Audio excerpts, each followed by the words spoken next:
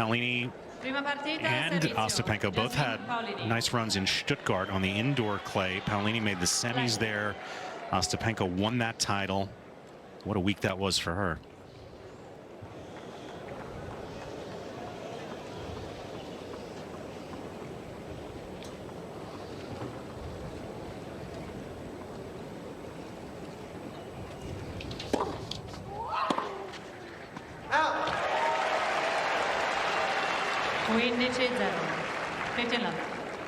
And this Italian crowd will stay planted right here on Centrale, because after Paolini, it's Jannik Sinner.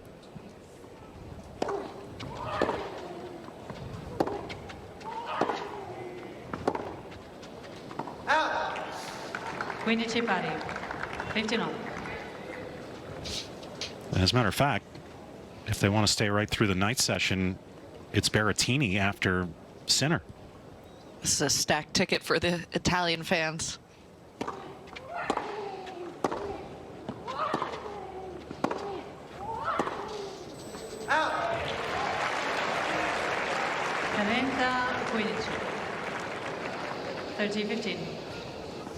Ostapenko's run in Stuttgart was epic.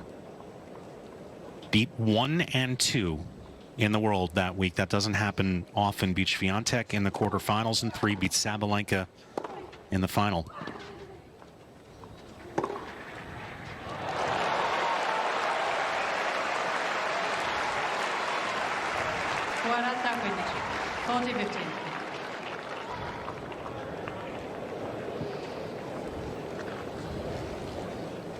Paolini's 5'4", but don't let that fool you. She's got some stick.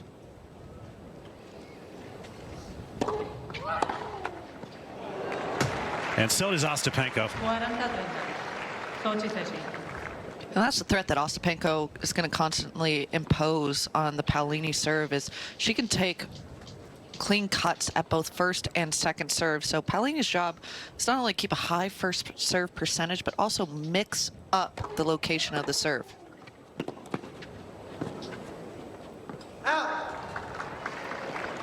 And that serve again, just getting absolutely pummeled by Ostapenko. She hasn't missed a first serve yet. 6 out of 6, but she's only won half of them.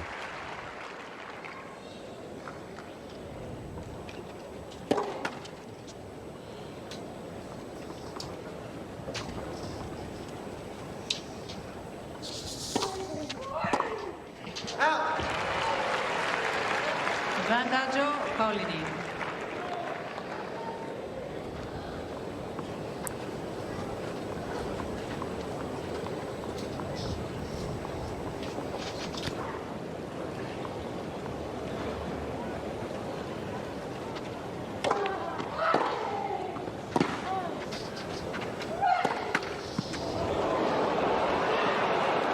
Off the tape and dies for Ostapenko. So if you know your opponent is going to be attacking every one of your serves as a server, what's the recipe? What do you do? Oh, you gotta change up the location a lot, not let them get a rhythm on it. Body serves also help a lot.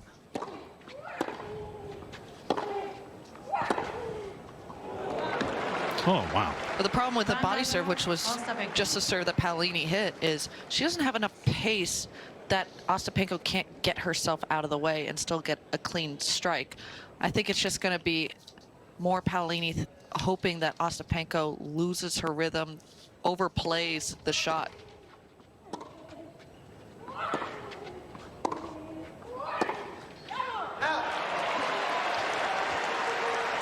And she will overplay on that forehand wing, especially. Got to test that side more times than not, because she loves to take that forehand line so early in the rallies so she can get into the backhand to backhand cross court.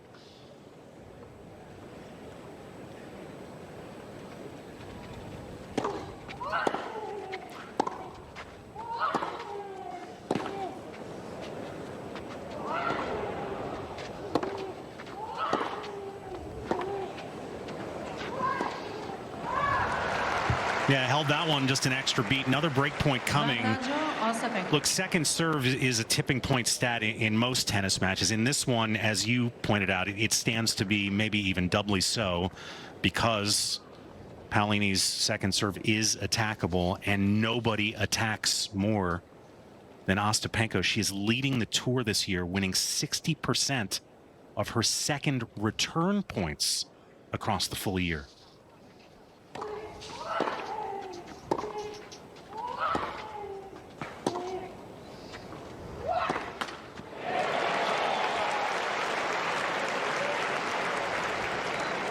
Parita. Deuce. And at times, Paolini's just going to have to weather the storm because she doesn't have enough on the serve to be able to disrupt Ostapenko. So it's making sure that she does a lot of work to get that first ball back into play.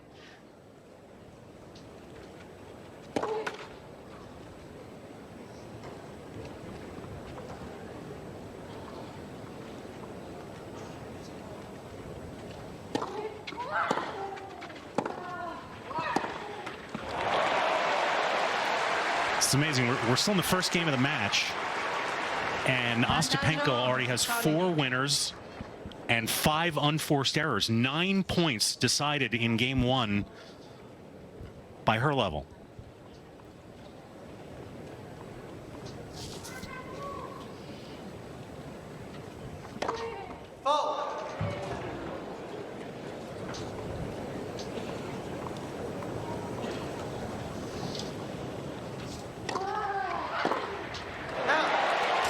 Joko Paolini. 7 minutes for the opening game. Paolini gets the hold.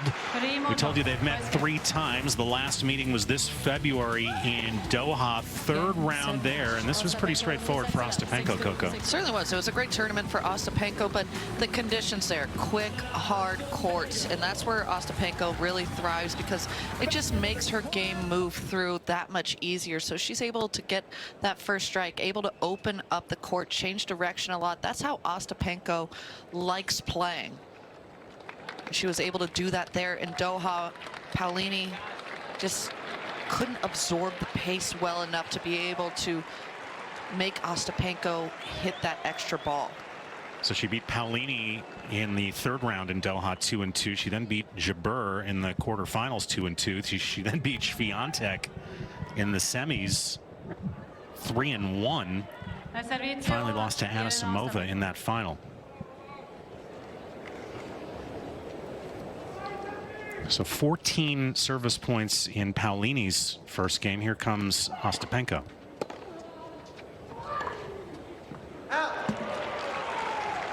0-15. La 15.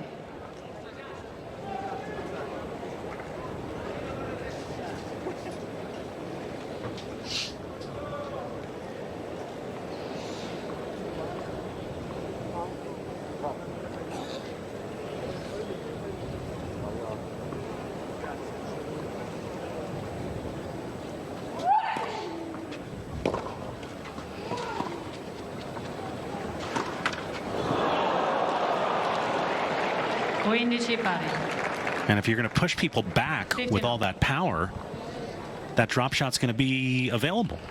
Certainly is. And Ostapenko showing that in the early stages. But Paolini has the speed. She was there in plenty of time to get over the ball.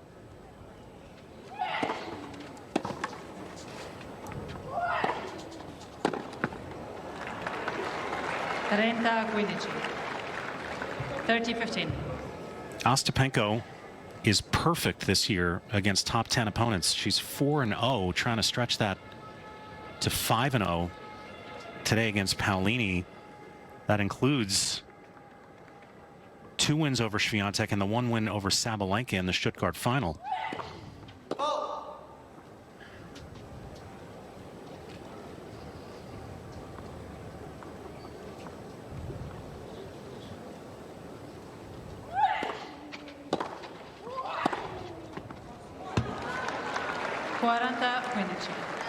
Coco, with those 2 wins that Ostapenko has against Iga, she is now 6-0 against Swiatek lifetime. Why is that such a lopsided head-to-head? Well, one, because of Ostapenko's power, and doesn't have any fear of Iga. I mean, why would she? She's not even come close to losing. You're 6-0. You're that dominant. The fear factor is long gone.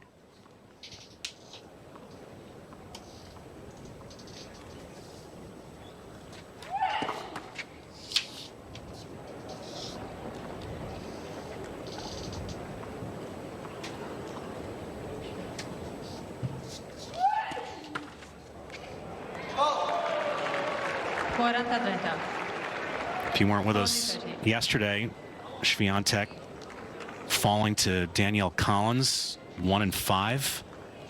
She's won 3 out of the last 4 of these, Swiatek. So the title defense over, and she will drop from 2 in the world down to 4 on Monday. Gioco Ostapenko. Un gioco pari. Ostapenko holds 4-1 I meant to ask you this after we watched Iga lose yesterday. Is she still the favorite going into Roland Garros with 4 titles in the last 5 years? I still think she is. I think she's earned the respect to be able to be considered the champion. I think the gap is closed as far as Sabalenka being in more contention. I still think you need to give the due earned respect. 0-15. La 15.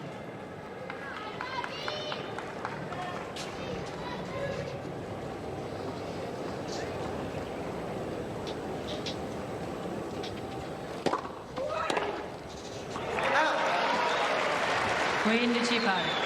15. You saw the toasty conditions as Peyton Stearns cramped up at the end of that long match. Ostapenko will be coming in rested. She got the walkover in the last round from Laura Siegemund.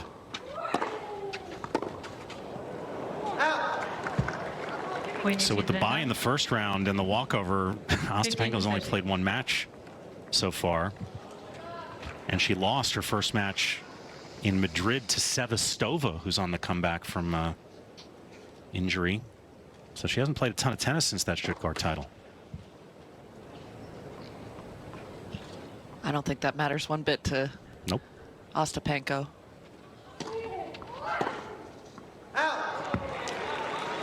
30 pari. 30.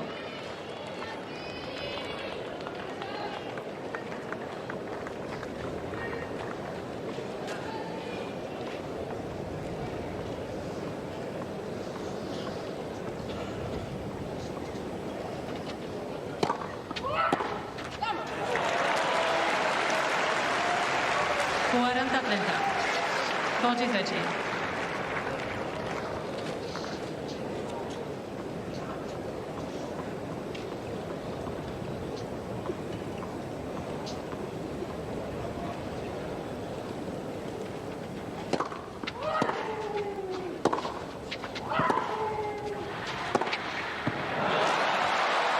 Forehand winner and a fist pump as the attack. And Deanna Schneider taking on Elisa Mertens. Mertens knocking out Jessie Pegula in the 3rd round. That one is a set in 3-2 for the Russian. All of it live on the TC app. If that Menchik-Marajan match ends here in the next 20 minutes, we'll have Coco Gauff next on that court, and we'll get you to first ball of that.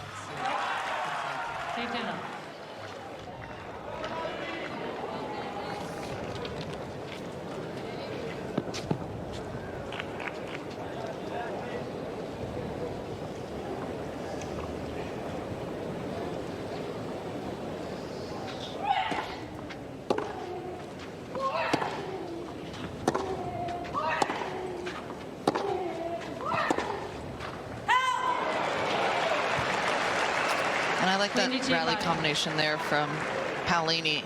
Testing that forehand to forehand exchange, seeing how long Ostapenko is willing to stay in those rallies. think Paolini could thrive in that heaviness on her ball, getting it up and out of Ostapenko's strike zone.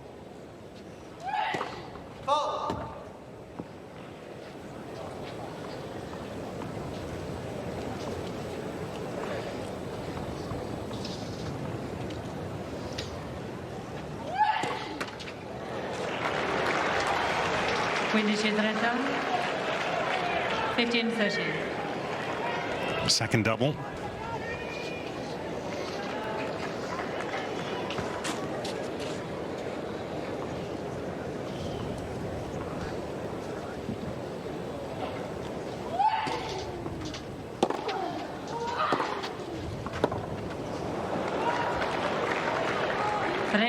Pari. 30 all. I don't know if it seems this way to you, Brett, but it seems like Paolini's just a little bit testier today. Paolini is. Yes. Maybe she's trying to beat Ostapenko to the testy punch.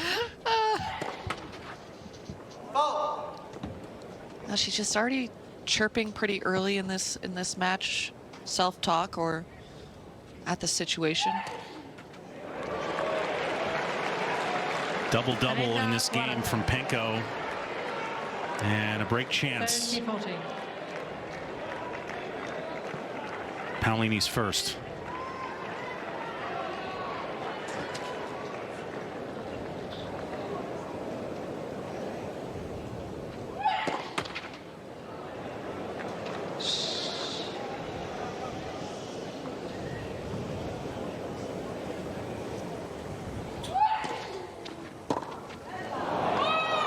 Oh, that kick got out of her strike zone. Yes.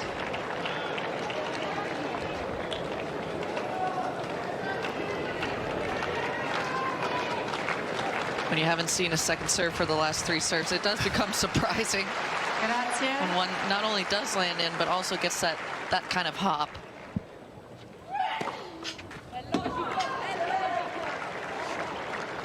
Vantaggio, And her Ostapenko. first ace to go with it. And that's another thing these warm conditions will do, is accentuate that jump on the kick.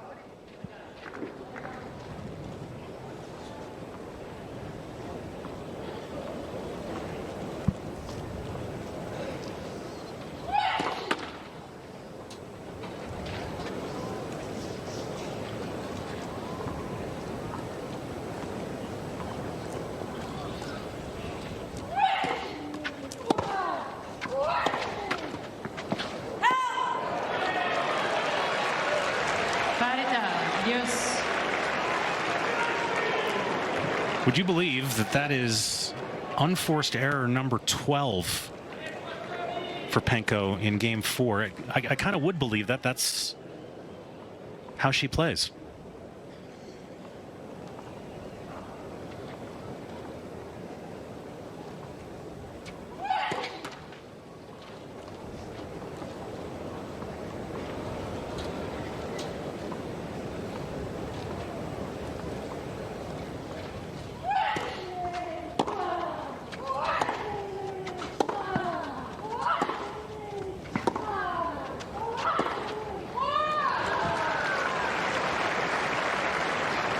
Vantaggio, Ostapenko.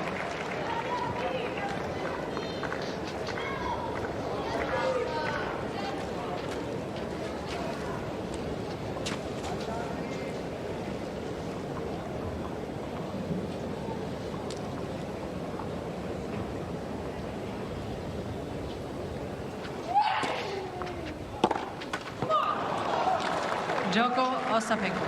2 giochi pari. All right, so Ostapenko erases a break point in that game, survives a couple of double faults, gets it to 2-all. It's been a weird year for Ostapenko. She's played 11 events. She won 5 matches in Doha. She won 5 matches in Stuttgart en route to that title. She's only won 3 other matches all year, including the one here in the first round against Shramkova.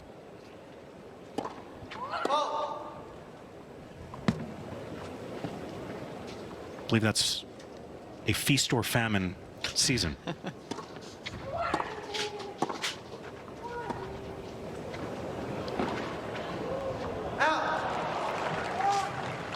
0-15. Love 15. A little more even for Paolini. No first round exits. 18 total wins against 8 losses. The two big results, the semis in Miami and the semis in Stuttgart.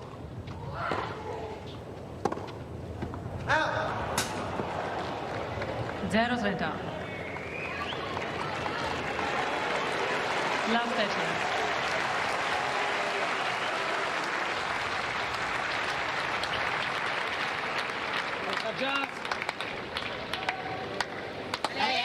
Vamos.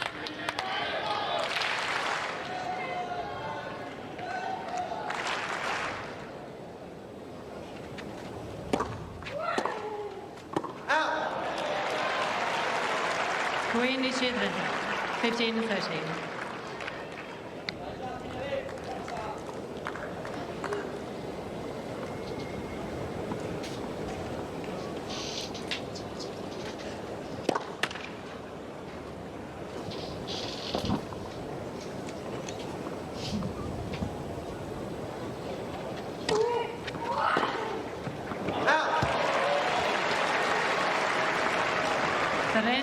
Pari.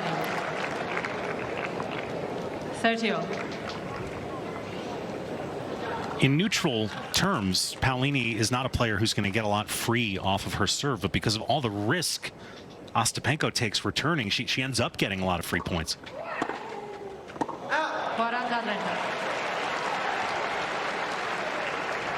40-30. It's definitely live and die by the sword. Paolini, middle of the pack in terms of holding serve, maybe even below middle of the pack. She holds 68% of the time.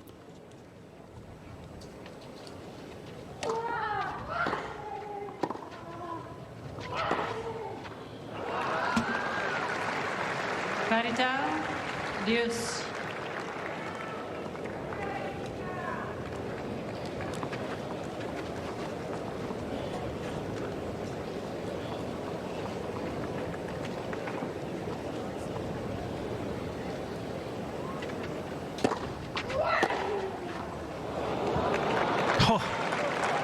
There's the living by the sword.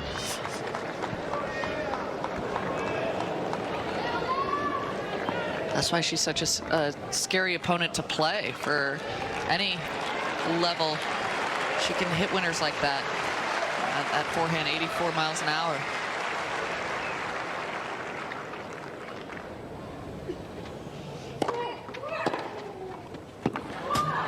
And another clean winner off the return. Ostapenko raising the risk profile, and she gets the booking through this court. Ostapenko has the second flattest forehand in the women's game. Only Jessie Pegula has less spin on the forehand than Penko.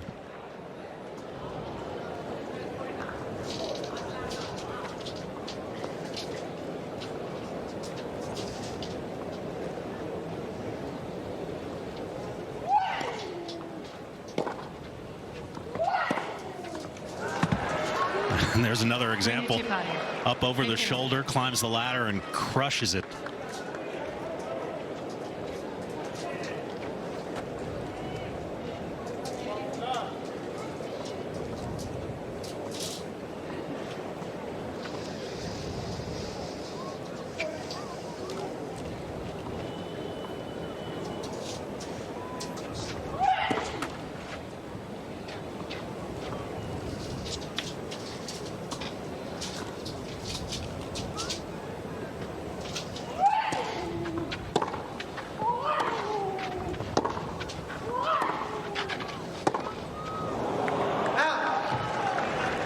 Trenta 15. 30-15.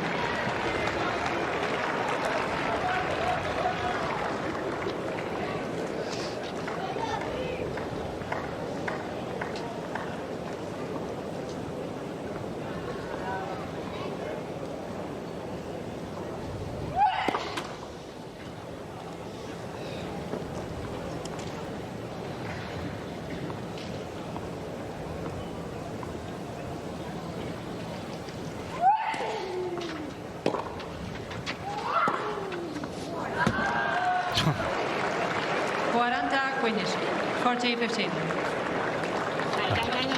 Forza. Allez, classique.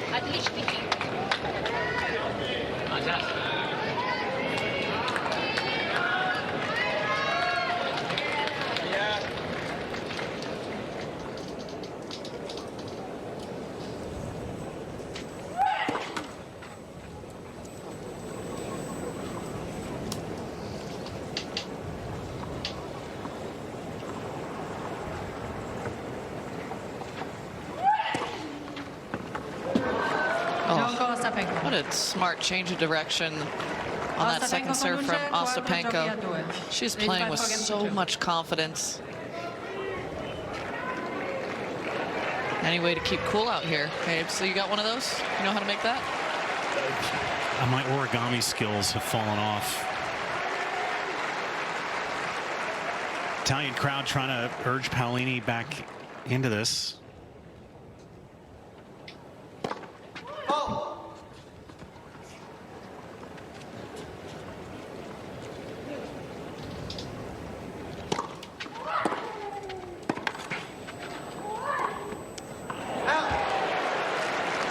Winnie 15 love. America.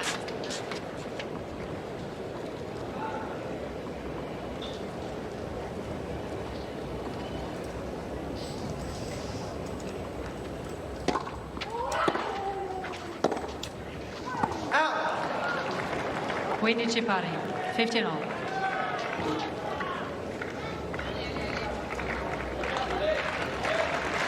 I'm trying to do some intel on who's coaching Ostapenko these days, and to the best of our sleuthing, we've come up with nobody. She's got a fitness coach with her.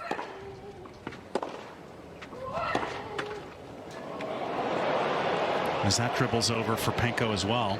I think no matter who is coaching Ostapenko, she is always her own coach. She keeps her own counsel, as the expression goes. She had been with Stas Komarsky, the Ukrainian coach, for a couple years. We think that ended. Her mom has traveled with her. She's gone through a few.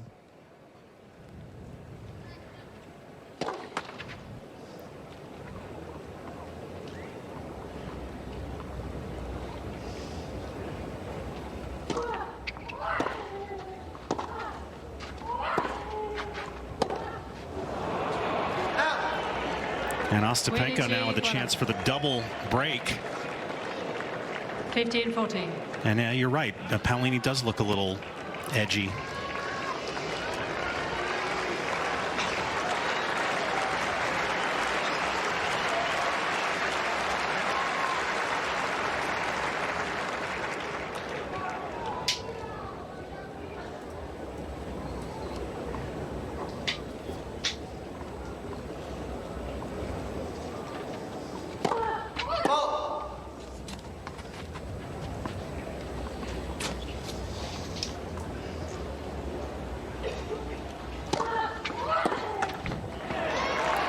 Ooh, stepped in and took a mighty hack at a backhand return.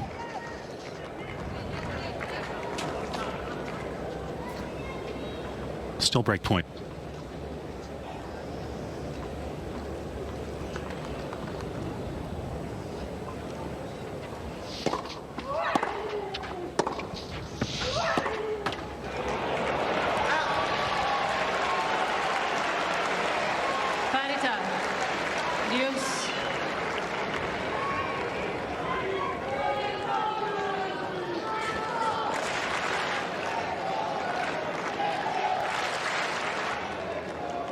Grazie.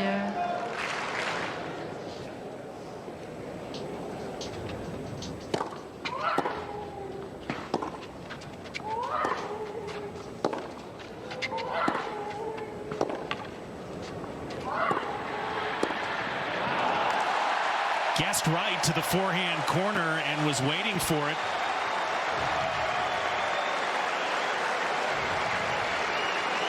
Vantaggio Paolini. Seemingly in control, Ostapenko. Just a little bit lackadaisical these last 3 points.